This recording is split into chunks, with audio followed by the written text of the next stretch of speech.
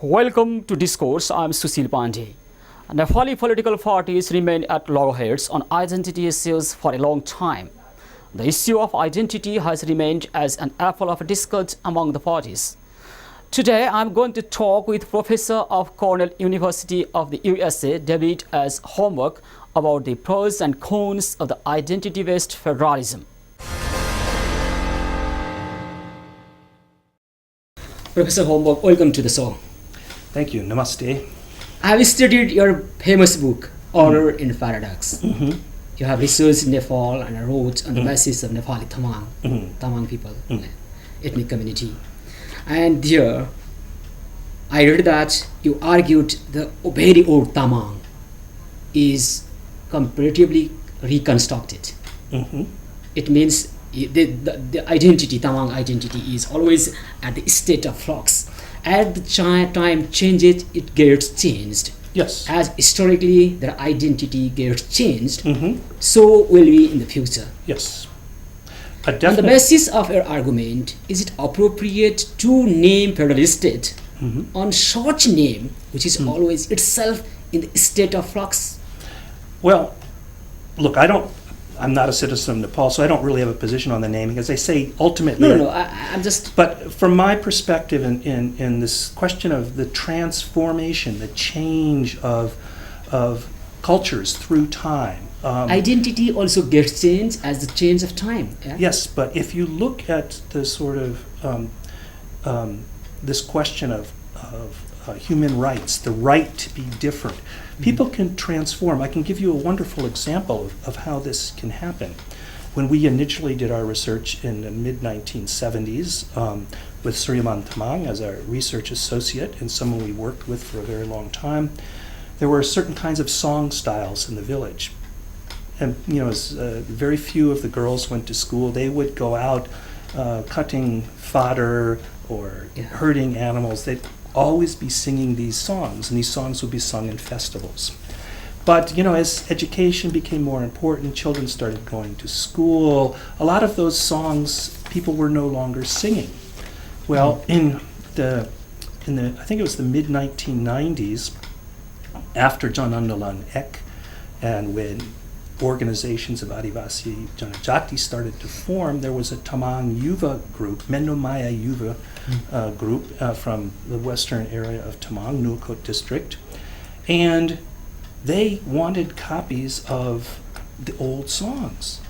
So we put them onto a disc and gave them to them, and then they remixed those songs. And if you go to some of the big Lochar celebrations or other celebrations of the Tamang community, you will hear these old songs remixed, blasting out over loudspeakers with people dancing a modified style of what the old dances were. So here's a point of transformation that we can see in Tamang culture and also in Tamang identity, because many Tamang have migrated into the city of Kathmandu. They were the third largest population in Kathmandu. Lots of people are no longer living in the village. So there's transformation throughout society, there's transformation throughout culture. But the question becomes, change is always happening. Identities are always being constructed and reconstructed. And everyone in Nepal is going through a reconstruction of their own identity right now because of the new circumstances, also transformations in society. But people have a right to change, to transform their cultures that still keeps them as distinct cultures.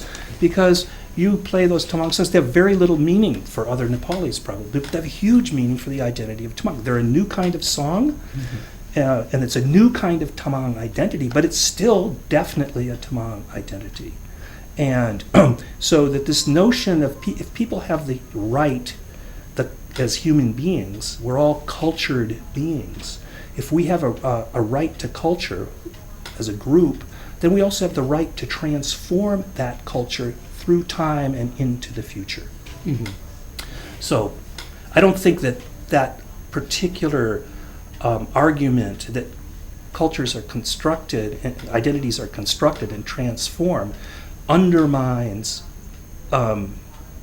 anything having to do with the naming of a particular federal unit.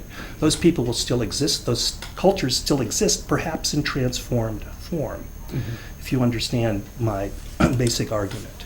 Giving rights is most important than only naming the federal state. Well, I think it's connected with the question of federal states. If these are complex in arguments, but the UN Declaration of Human Rights, like many of the rights that are inscribed in the drafts of the new constitution for Nepal, are all rights that adhere to individuals. That is, individuals are what gets the rights. I have the right to practice my religion. I have the right to speak my language. Yes. I have the right not to be killed by somebody else. But these are rights that all adhere to individuals, not to groups. We as anthropologists, who we like to think that because we study humanity in all of its dimensions, that we have something important to say about the question of human rights.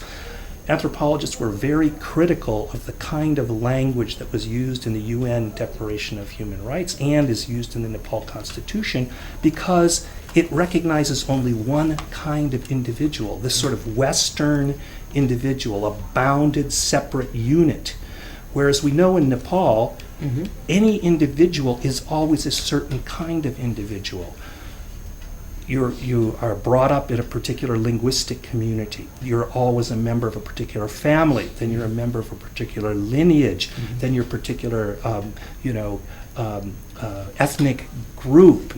When Tamang meet from different places, the first thing they ask is what clan you're, And so this makes for a situation that people have an identity that's not just an individual identity. It expands out. They have a social identity and a cultural identity. They have a group identity. And we as anthropologists, particularly anthropologists around the world that work with indigenous peoples, have argued, and I think academically and scholarly fashion quite effectively, but we don't see this politically necessarily, that rights also adhere to groups of people. Professor Homburg, do American indigenous people have special preferential rights or reservation? Yes, it's something that's under contention. There are some groups of Adivasi Janajati in the United States. There's a particular group that's on the border. Their reservation is on the border between the U.S. and Canada in northern New York and southern Ontario. And they produce their own passports. Yeah.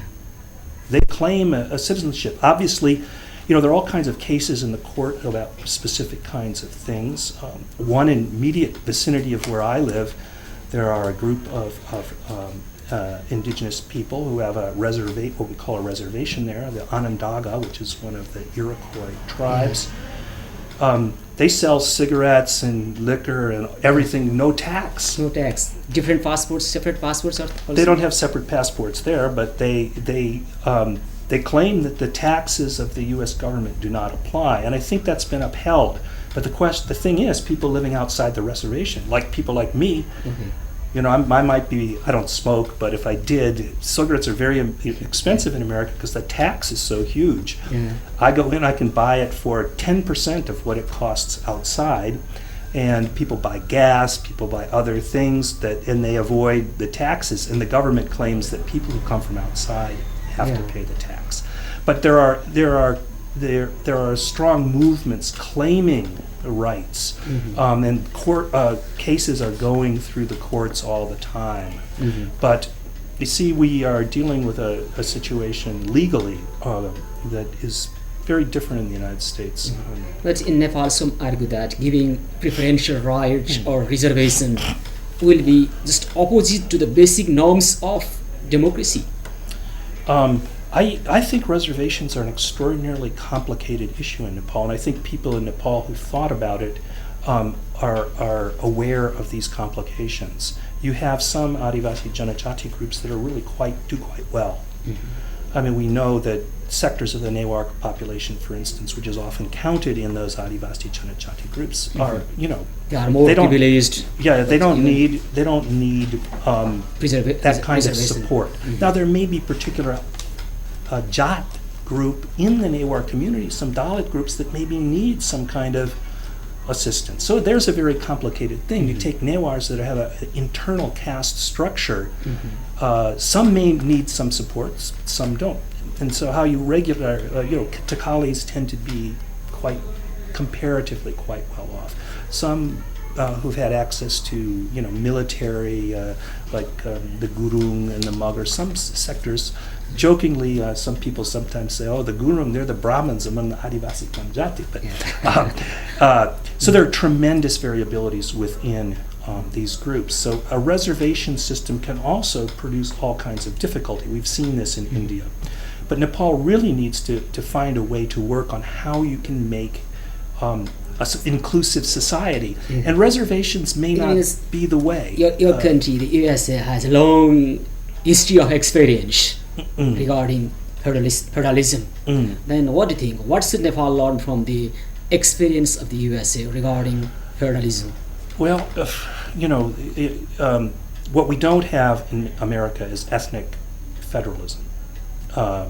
Boundaries of different federal units are on the basis of geography and it means even and history. Let me interrupt you. Even if the name of the federal states are ethnic, on the basis of ethnic identities, America does not have ethnicity-based federalism. That is correct. That is correct.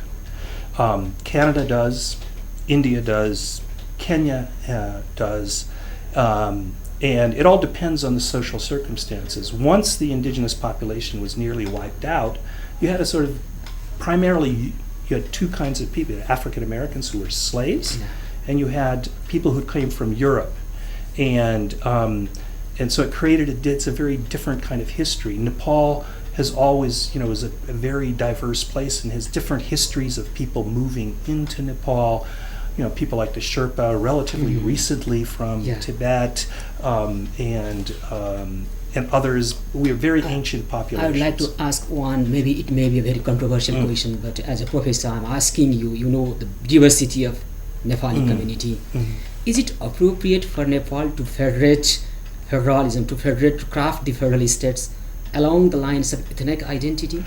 Well, it depends on what you value, and cultural diversity can be a tremendous resource. In Nepal? Yeah. Nepal is, there are many different languages, there are many different cultural traditions, there are many different social traditions, social organizational different social structures, different ways of doing things that can be seen as a resource. My own, as an anthropologist, cultural diversity is a value as important to anthropologists as biological diversity is to biologists and botanists and all. So we value diversity. We think it's a very powerful and important resource for humanity. One thing federal units that recognize existing populations, significant sectors of populations living in particular areas of Nepal. Let's take the question of language. Right now, the centralized state of Nepal really has not been effective, right, in encouraging, languages of their diverse populations. So, if a Tamang has to go into a government office in Bidur, in Nuakot, he has to speak, even if she or he can't speak Nepali at that level, but they can't speak in their own language, right? We know school children learn much better when they are taught initially in their mother tongues. This is a proven scientific linguistic fact.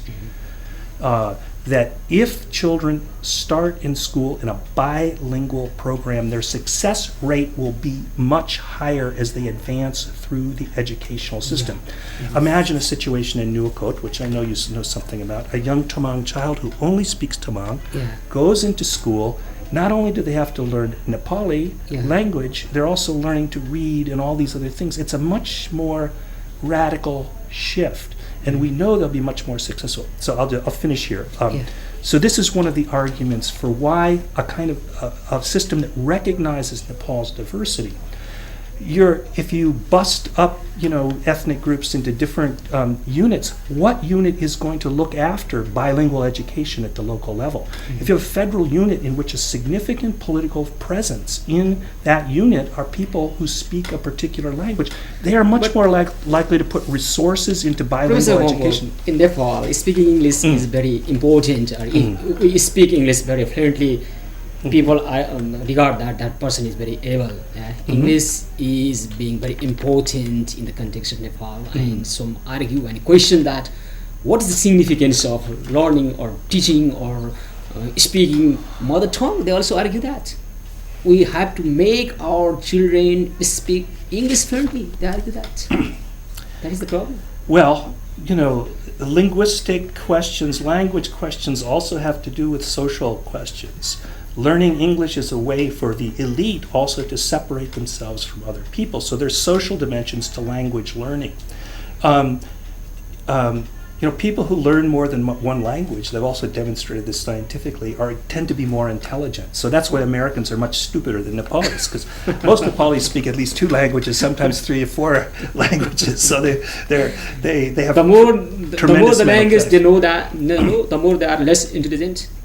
Well, look, English is an important language because it de facto has become one of the major languages for doing business and, politics and international relations. Lingua franca language. It's big, but Chinese is also for people living in Asia and particularly right on the border with China. I would think Chinese would also become a very important language for people in Nepal to learn. And I don't know what the arguments for English are, why English has become so important. Some Adivasi Janajati also demanded that English should become the national language. Not Nepali, because Nepali is the language of one community, and English is kind of a neutral value in that respect because it's an outside language.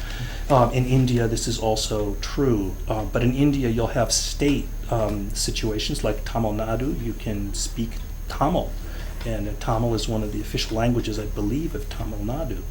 People don't like learning Hindi in Tamil Nadu. They prefer to learn English before they would prefer to learn Hindi. So, it's a complicated, there's not an immediate answer to that question. A lot depends on what your aspirations are. In certain contexts, English would be an important language. A lot of scientific literature is in the English language, right? If you're planning on doing a lot of international travel or in a field that's international, English would have a value. But I would hope that initially that people wouldn't lose their indigenous languages. And I have many friends in Nepal whose children have gone to elite schools in Kathmandu from the Newar community, for instance, and their kids don't really speak Newar anymore. They're very sad about that loss of language. And because there are things that can be expressed in Tamang language or Newar language or Magar language or Maithili that you cannot express in Nepali or English. It's very important to sustain that diversity, but we're all sort of struggling, I think, around the world in how to handle such a situation. But again, language is also a resource that one does not want to lose. And if language are strong, communities tend to be strong. If communities are strong, then development, will occur. If you, so. I don't have a pat answer to that question about whether, but I do think that maybe what should happen is, what I'm saying about indigenous languages in localities is that in the primary years, we're talking the primary years, like primary school, it should be bilingual. Maybe then you move to the next level, it could become more Nepali, and then if people have aspirations for certain careers, you add English into that mix. Small children also feel comfortable to speak the language that they also speak at home also. Yeah, but it's really the learning potential for kids who are taught in their own language. And I can't imagine a federal units that don't somehow recognize the natural, social, linguistic, cultural communities, how they're ever going to support something as significant and important to advancing the educational possibilities of young people. Professor Hombach, we have talked about also, you have also referred to India. India has also ethnicity-based federalism. And we are also talking about the discussion of Nepal. They are trying to promulgate new constitution, and they argue, some of the political parties argue to federate the country along the lines of ethnicity-based federalism, and some argue that if we craft the federal states along the lines of ethnicity-based identity, the country will be disintegrated. They argue like that. That argument simply cannot be sustained in my view. I mean, my experience in the hills of Nepal is there are pretty good relations between, in the area where I work, there are Tamang, there are Bahun communities, they're often political allies, there's strong cross-cutting ethnic ties. Tamang will not act as a bloc. I mean, you look at the identity-based parties in the last election, they were hopeless. They didn't win very much in terms of votes. Those that, the Tamang party or this party, they didn't capture the imagination of people. So this fear, I think, it's a fear tactic of people who are against, who want to maintain the position of the dominant groups. It's a fear tactic. You use the term fear tactics. Yes, I also think it's a form of what we call in anthropology a form of misrepresentation, which means you say something, you misrepresent the situation in order to enhance your own position. There are many social scientific studies of federal systems that work quite well. I mean, people will call, what the former Yugoslavia, Yeah. But Nepal, this is simply, ethnic cleansing. Look, you go to any area in Nepal, there's no ethnic group that demographically dominates. In the Tamang districts, Makwanpur and Rasua have the highest percentages of Tamang. But otherwise, you're looking at 30-40% of the population, according to the census. But they argue that still Nepal has community or communal harmony. The society is very mixed, and Nepali people. Well, it depends on what historical period you're looking at. At the you wouldn't call the history of Nepal one of happy communal, non-communal feeling. Look, one population, was killing the other. The state was formed through violence, and violence against certain people, and violence against pre-existing political systems. It was based on violence. There are two kinds of violence. There's direct bodily harm that you can... Physical violence? Yeah, there's physical harm, which occurred in Nepal significantly. But there's also structural harm, structural violence. Exclusion is a form of structural violence, and that exists. And it's for real in Nepal. It's true that there's been a kind of leveling in Nepal, but that structural violence is still there. How can Nepal resolve such kind of structural violence, as you say it? How can they? How can Nepal address such kind of violence then? Become inclusive. Inclusive means opening up. Inclusive means of dominant people, of having an open heart. And you see this in the younger generation. You see the very good friendships that are made across ethnic and caste lines. But many of the older generation and many of the people who hold positions of power don't have that opening of the heart, the kind of way of making it possible, truly making the country inclusive. If you take exclusion as a form of structural violence, right? So when people say Nepal's harmonious, I mean, under the surface, there's this structural violence. It's so. I think that's a nice value, right? But I think during the People's War, it became true that there is a kind of structural violence. Because Professor Hombach, Nepal, in the oaths, it has adopted inclusive democracy, but in reality, it is not inclusive. In reality, my question is. Do you have such kind of prescription to make this country inclusive or adopt inclusive democracy in the real sense, in practical sense? It's the Nepali people have taken a tremendous leap forward over the last, look, it's a special place. It's known and respected worldwide for resolving a very difficult conflict through negotiation. Nepalese, since ever I've known, they're melaune kalko manchiru, right? There's a way that they will try to fix things up, make things work. They'll talk for sometimes years, to come to a solution. So there's a tremendous creativity there. I think Nepal is caught at a very potentially very creative moment.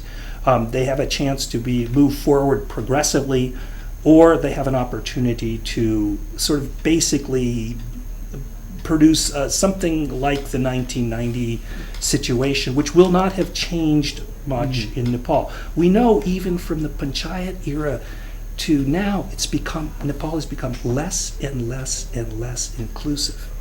This has been shown statistically. There are fewer Adivasi Janajati, there are fewer women. Less inclusive than the Panchayat era, are you saying that? This is what my scholars tell me who work on this problem. Nepal is less inclusive than Panchayat era. Yes.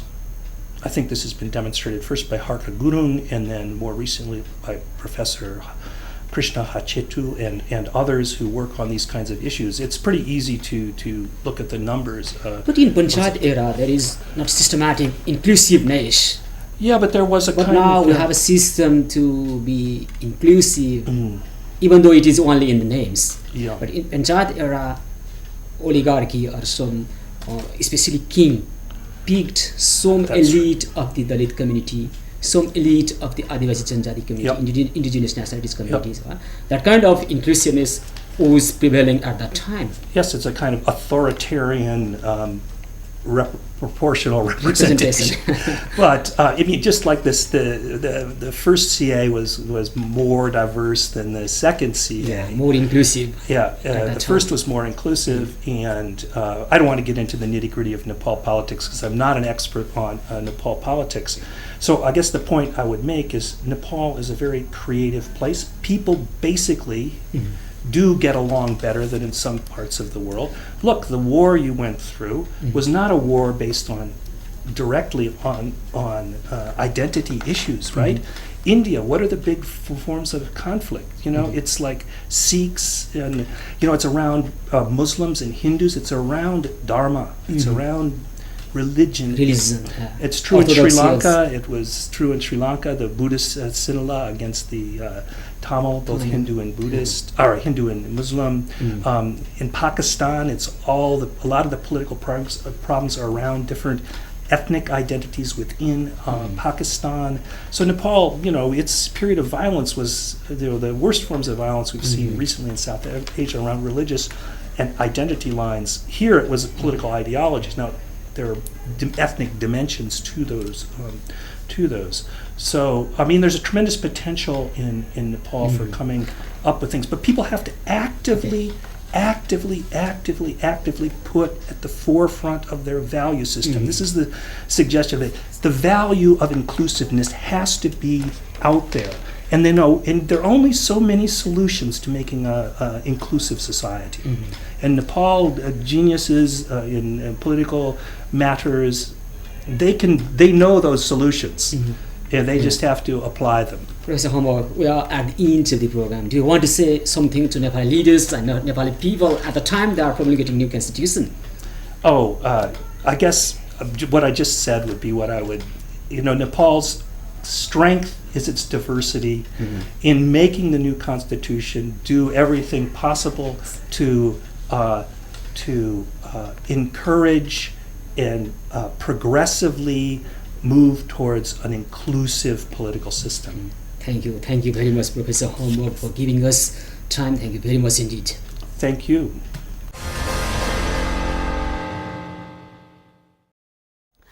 Today, I've talked with Professor David S. Hombok of US-based Cornell University regarding identity and federalism in the context of Nepal, comparing them with the USA. Thanks for watching. Stay with us. Goodbye and namaste.